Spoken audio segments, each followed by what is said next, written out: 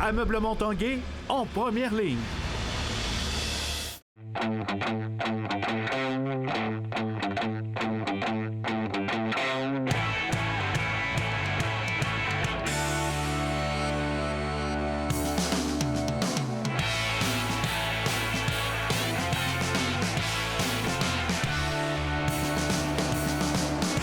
À tous, un bon mardi. Bienvenue à l'Esprit sportif dans l'émission aujourd'hui.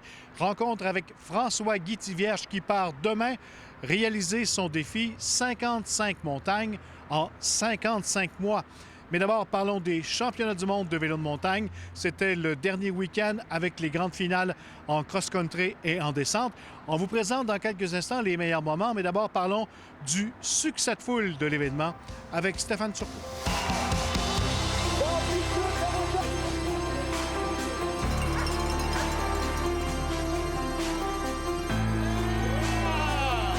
Chemin faisant vers le Mont-Sainte-Anne, il y avait des voitures stationnées sur 2 km et une longue file d'attente aux télécabines pour atteindre le sommet de la montagne. Ça me réjouit de voir que l'événement est si populaire, mais je suis pas étonnée, je suis agréablement surprise. Là. Mais tu sais, c'est un bel événement, puis je suis très contente que les gens viennent en profiter, honnêtement. On est arrivé vendredi. OK. Ouais, vendredi. Spécialement, vous êtes venu ici pour le vélo de montagne? Pour la compétition, effectivement. Avez-vous une connaissance parmi les athlètes ou vous êtes des amateurs? On est juste des amateurs. Well, I mean, it's hard to miss. Paul est parti d'Ottawa pour assister à l'épreuve de descente. We don't get anything like this in Ottawa. Yeah, this is pretty crazy. Cette année, l'événement, il était sur 11 jours. Alors, moi, je pense que le chiffre, on saura s'en reparler quand les titres seront sortis, mais ça devra certainement avoisiner les 65 000 000. 65 à 70 000 amateurs, c'est la foule estimée pour l'ensemble du championnat mondial de vélo de montagne. C'est l'événement de vélo de montagne le plus gros de l'histoire du vélo de montagne et clairement de l'Amérique du Nord. On est avant les Olympiques de Tokyo. Il y a énormément d'enjeux qui se passent ici. Le vélo de montagne, c'est un beau spectacle. Et c'est la dernière journée qui aura attiré le plus de gens avec 30 000 amateurs à la descente. Avouons-le, ça prend un brin de folie pour pratiquer la discipline de la descente. Et c'est ce qui plaît aux nombreux amateurs qui étaient présents aujourd'hui, qui avouent candidement que ces gars-là et ces filles-là sont tout simplement téméraires. Hardi, très courageux. Ça prend, je pense, un brin de folie pour faire la descente comme ça. J'ai bien aimé ma journée de vélo. Ouais. Est-ce que tu ferais la même chose que eux? Moyen. Parce que des fois, on se blesse et on casse la jambe des fois. Effectivement, le petit Philippe a bien raison. Je vois bien que je suis sur TVA. C'est ça, Philippe. Et à TVA Sport aussi. Stéphane Turcot, à Beaupré. And welcome to Mont-Sainte-Anne.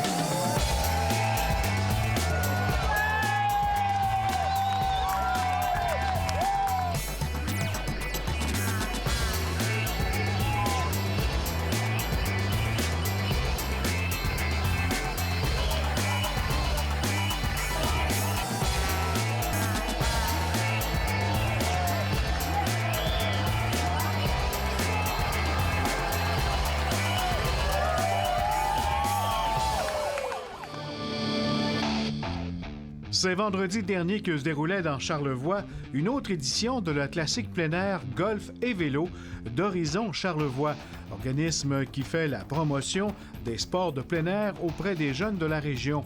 Cette année, c'est plus de 60 000 $ qui ont été amassés et qui serviront à venir en aide à une centaine de jeunes et à plusieurs projets dans Charlevoix. Alors, on supporte des clubs sportifs pour les jeunes, club de ski du Massif, club de ski acrobatique, club cycliste qui s'appelle maintenant Vélo Charlevoix. On donne aussi des bourses à des jeunes athlètes. On soutient quelques projets écoles, quelques projets aussi de sport thérapeutique, l'équithérapie. Et toujours dans Charlevoix, le club de golf du Fairmont Manoir Richelieu connaît une saison exceptionnelle par son achalandage. Impact possible de la tenue du G7 en 2018, plusieurs Européens ont visité ce magnifique terrain. Effectivement, on passe bien beaucoup d'Européens cette année, dans une période différente de l'habitude. Donc, est-ce que c'est le G7 qui a attiré ces Européens-là? Peut-être. C'est difficile à quantifier et savoir vraiment s'ils viennent en lien avec le G7. Mais certes, on a eu une clientèle différente cette année, très européenne. Donc, c'est un gros plus pour notre région et le golf. Les golfeurs et golfeuses pourront profiter de la qualité de la vue imprenable de ce terrain de golf jusqu'au 19 octobre prochain. Et la passion pour l'entrepreneuriat continue d'animer la famille Garneau. En effet, le fils cadet de Louis Garneau, Édouard, est à la tête d'une nouvelle marque, Connec, qui met de l'avant des vêtements de qualité sportive conçus spécifiquement pour la chasse. C'est grâce à son expérience dans le domaine du textile, à ses idées débordantes et au support de l'équipe de Garneau qu'il a créé la première collection de Connec qui a été dévoilée aujourd'hui à Saint-Augustin-de-Desmaures. Les vêtements et accessoires Connec seront disponibles chez plus de 30 détaillants au Québec, en plus d'être offerts en ligne sur le site Internet de Connec. C'est demain que débute le grand défi de François-Guy Thivierge.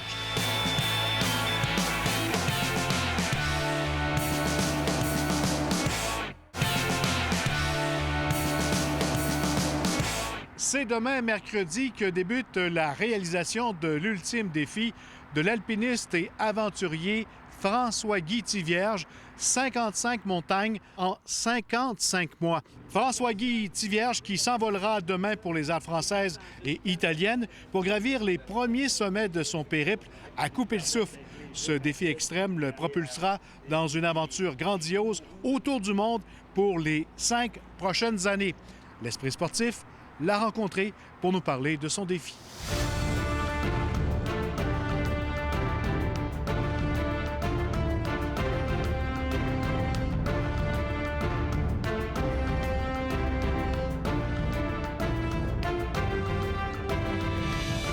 François-Guy Thivierge, bienvenue à l'Esprit sportif. Merci. On va parler évidemment d'escalade, mais de ce fameux projet, là, 55 montagnes en 55 mois.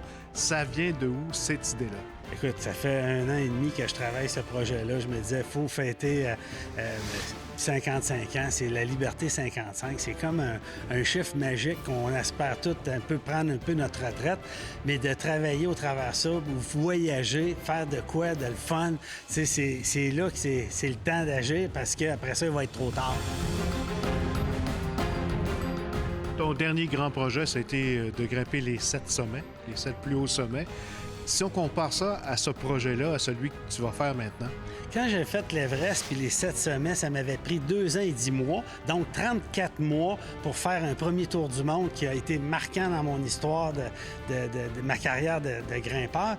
Puis là, bien, avec le projet de 55 comme ça, bien, ça me laisse plus de temps. Les montagnes, il n'y aura pas le mont Everest dans ça. C'est toutes des montagnes que j'ai pas faites encore, toutes des nouvelles aventures. Donc, c'est vraiment différent. Ça se prépare d'avance au niveau de l'organisation, au niveau physique, mais tu n'as pas chômé là, depuis la fameuse 7 sommets. Là. Alors, là, au cours des 10 dernières années, j'ai toujours été très actif au niveau de l'escalade de glace l'hiver, aux chutes Montmorency. Je m'occupe des palissades de Charlevoix avec des parcours de Via Ferrata depuis 18 ans. Je donne beaucoup de cours d'escalade. Je suis toujours actif. Je m'entraîne en vélo de montagne, en marche en montagne. J'ai hâte de repartir. Mes dernières expéditions, c'était le camp de base de l'Everest avec Stéphanie Huot puis des amis. On a fait aussi le mont Fuji au Japon pour les diabètes de Québec au mois de novembre dernier. Donc, c'est vraiment... Je suis toujours très actif puis je suis très passionné. J'ai vraiment le goût de partir. Là, j'ai hâte.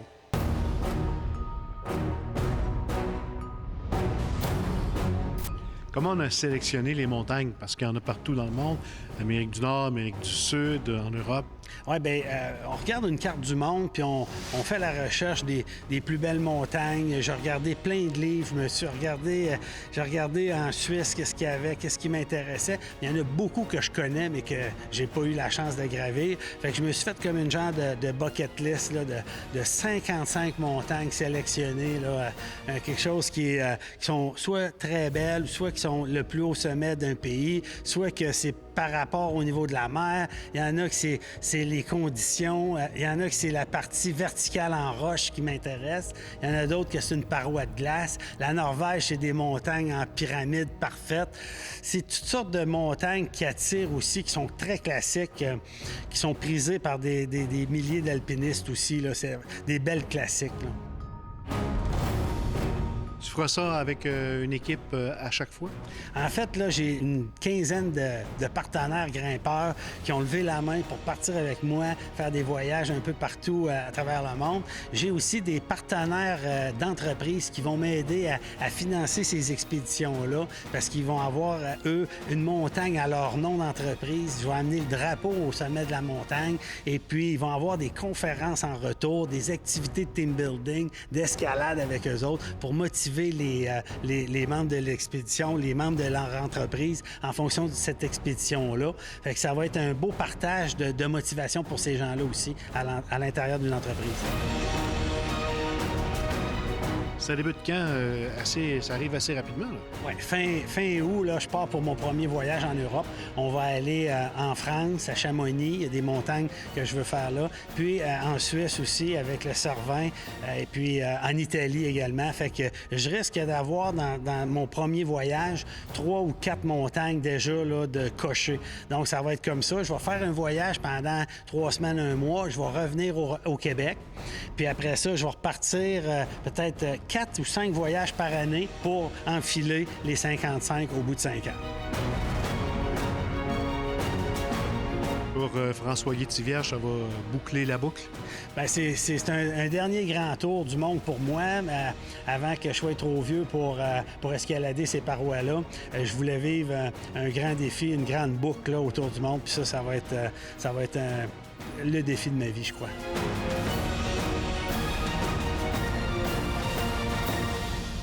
Et l'Esprit sportif souhaite bonne chance à François-Guy Tivierge ainsi qu'à son compagnon de cordée, Jean-François Girard. Voilà, c'était l'Esprit sportif. Bye bye tout le monde. À demain.